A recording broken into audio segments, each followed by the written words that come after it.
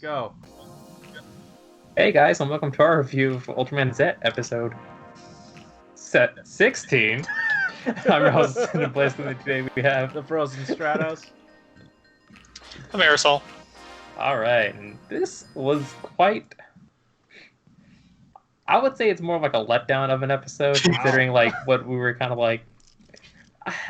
If it was going to be a Yuka focus episode, if you told me it was a Yuka focus episode before we got into the episode, I would have been like super hyped. And like at the beginning of the episode, it was hyping it up like, oh, Haruki and Yuka are going to be going on this adventure instead of, like the usual crew. Nice way to spice things up, sort of, kind of, not really. Like this episode kind of like proved to me, at least for the time being, that Yuka's best in like the small portions, because there's no depth in it whatsoever.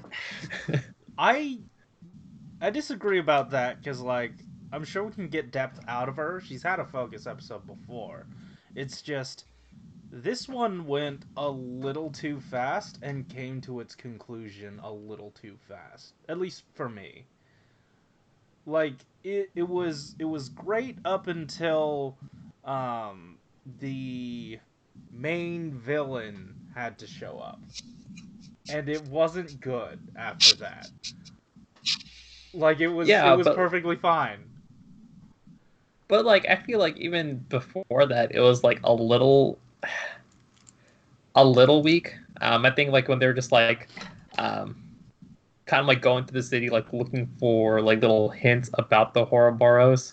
They were just like in a random park, and we're kind of like confused because at the beginning of the episode, they were in a jungle or like a forest of some sort, and that's where they found it. It was like it's not until like after that entire scene that Yuka's all like, oh yeah, like after like 10 or 15 years, this city happened, like where that forest was, and I'm just like, well, like you have to just like, like, was it really a forest, or was there just greenery there? Because like, obviously there was a hole. There was a huge hole, and the monster should not have been awake for another few years, right? Because it's every 333 years that monster wakes up. What if it was just a construction site, they had dug in, and it was, it was closer to the surface now, and was just there. So it was under construction, that little area. no, like that is straight up like the Ultraman force they use time and time again. Like I remember seeing it a lot in G. There's no way that wasn't that setting. So it just felt a little off for me. And then like we concluded it really fast, and it wasn't like for some reason Ouroboros and Yuka had some sort of like bond going on. You were asleep, dude. Like don't pretend like there's something there. I liked it. I thought it was fine, and like I said, until the villain turned him, and then she's like, "Well, put him down, Zett. You gotta like you." I feel like she'd have a little bit more conflict, just because like that monster is basically the thing that set her off on this path. Yeah, but we only got 24 minutes. Yeah, that's true. Yeah, like... Oh, go ahead.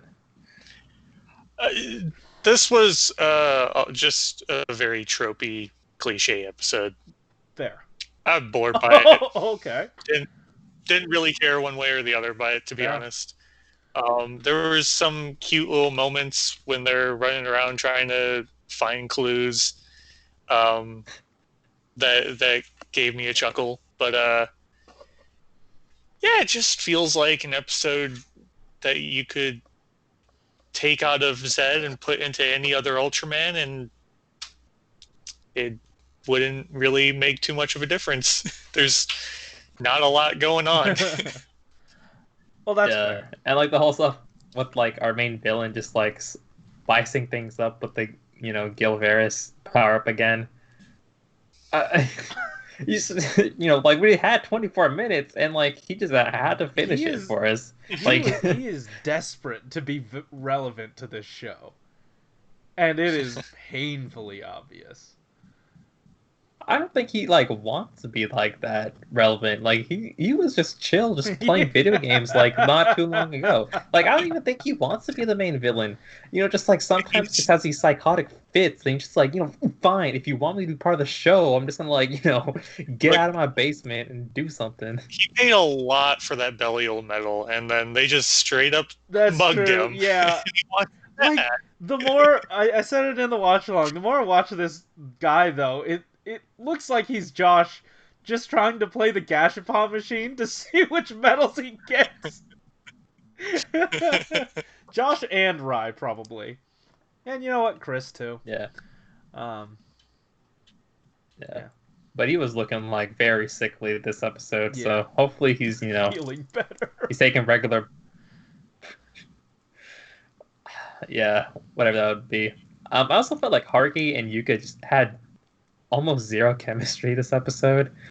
It was more like them kind of doing their own things, and like they. I mean, that's It was like completely fair. I just because like it's Yuka and Haruki's there to serve as like the I guess self-insert to really drive home that this is what she wants to do, and she will disregard any and all things in pursuit of the discovery of other alien stuff, other alien life and monsters that she's very much interested in. And I thought that was very in character for her. Like that, it feels like a very in character interaction for the two of them. Yeah, but like I feel like those are like our most tropey characters. You know, like the way that they act is almost like, you know, shonen protagonist, and then like, you know, chick who just loves monsters, and like you can just yeah, you can like sum them up like in so little words, and that's all they are. But like they work well with like the other characters. I feel like Yoko is a bit more like a regular person, and the way she kind of like bounces off of Haruki kind of like makes him look a little bit better. And like the same way with her and Yuka, and like even the ultra scientist dude and Yuka, because like they're more like grounded characters, so it makes them like look better in like those previous episodes. But when you take like Haruki and Yuka, you know, and put them together, well, they just don't even like melt together at all, or like bounce off of each other all too much. So I was just like, eh. I mean, it was interesting. Also, Yuka freaking robbed me of that fight scene. Like, yeah, but Ouroboros is a messy ass fighter, and so is that form of Ultraman. That would have been so. But we got that scene of him ripping through a building and then jumping through a few, like clawing through a few, and climbing onto that other one. I thought that was great. Like that's where the budget went, and I was okay with it. Like I saw the asset allocation. That was stupid. Where would a building have, like, how would it have the weight to support a Ouroboros doing that? Really? Really? That's what you're getting hooked up on? Like, hung up on? It's the weight. Yeah, the weight to support it? It's not the 50-foot monster? Like, what is he, like, Rudolph? The way he just, like, prancing through, like, I thought it was cool! sky. I can't believe in this show you're taking umbrage with, oh, well, I guess that building could really support the weight of that monster. Like, what? Why would that be the thing? Like, he really nailed your voice, though.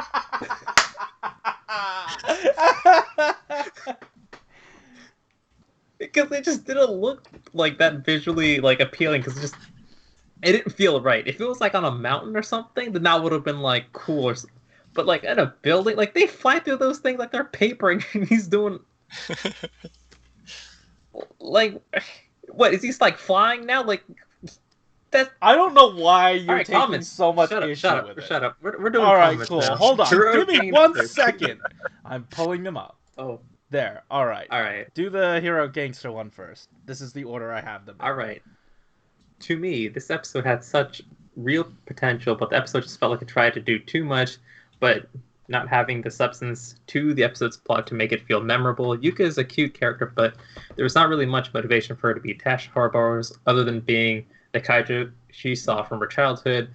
Even if there was a motivation we were supposed to find, it was not clear in terms of what she really wants to do with the Ouroboros because there's no personal force for her to seek them, and they just shoe in the villain to establish some sort of personal trauma that he wants other characters to experience, and it would have worked if Yuka had actually substantially memories of the kaiju, like being friends with it or having an established motivation of wanting to protect kaiju instead of harvesting them. Yeah, and finally the ending just made the episode feel like it's going to be a two-parter, but it's not going to relate with what the characters have experienced this episode. I feel like this was just a really rushed episode that tried to strike emotions as a usual sad kaiju killing episode, but it fell flat. Like, if they are, I did not notice the two-parter connection, but if they did want to do that, I really wish they would have left the monster getting corrupted for the next episode. Then we might actually feel something. Yeah, I don't think it's a two-parter. I think that's just a tease. No. Okay. Yeah. The ending was just a tease for next week. Yeah. Yeah, it was more of like a transition, to be honest. I honestly felt like her personal connection to it was justified. Because, like, if she's like a little kid and, like, when you see something like that and you're just, like, completely enamored, like, you can just create that kind of connection even though there's, like, really nothing there for substance. So for her, it was probably really important. And on top of that, it was like everyone else thought she was crazy, except for her grandma, and that established a bond. That experience established a bond between her and her grandma. And I thought that was really sweet. Yeah. Alright, what's our next comment? I got this one. This one comes from Grace Slater, new commenter, I believe, who says, "No timer." Well, guess what? No, wait, that's not the button.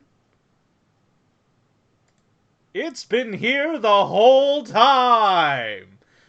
I put in a timer now, so we can do timer stuff for the watch-alongs. So we're fixing it. We fixed it. Yeah, he's still working on like mellowing out all of this new stuff. So if something's not there, or if something's a little wacky, just give it some time. Yeah, if we're like upside down and muted, then that's all Corey's fault. I'm okay with that. I think that'd be hilarious. Look forward to next week. All right. Let's move into that next comment from John Hendricks. All right, audio levels are good. Thanks for posting in a timely manner so I can get my comment in. Well, except I don't have much to say this week. It was enjoyable, but under par compared to how Zett has been thus far, especially coming off of last week's episode. Yeah. And I think we have one more from Extra. If you have it up, yes, or I managed to grab this one. All right. You didn't include time of the episode this week. It was pretty useful for skipping commercials and stuff, so I hope you bring it back. Anyways, about this episode, if Yuka knew the exact day Ouroboros would awaken, then she probably should have told everyone in a few weeks in advance so they could prepare instead of mentioning it like a few hours before. It could have been like foreshadowing, you know? Yeah, I see what you're saying. I don't know. I felt like no one was going to take her seriously regardless. Why? So she just brought it up like today because it's just like a myth or something and not like science based. Even though I'm pretty sure they have the technology to find awake or sleeping kaiju. Yeah, and like if there is a threat, they're the ones that go after them. And aren't some of these like mythology based? Like there was one that they were talking about a few episodes ago that was like just part of a mountain.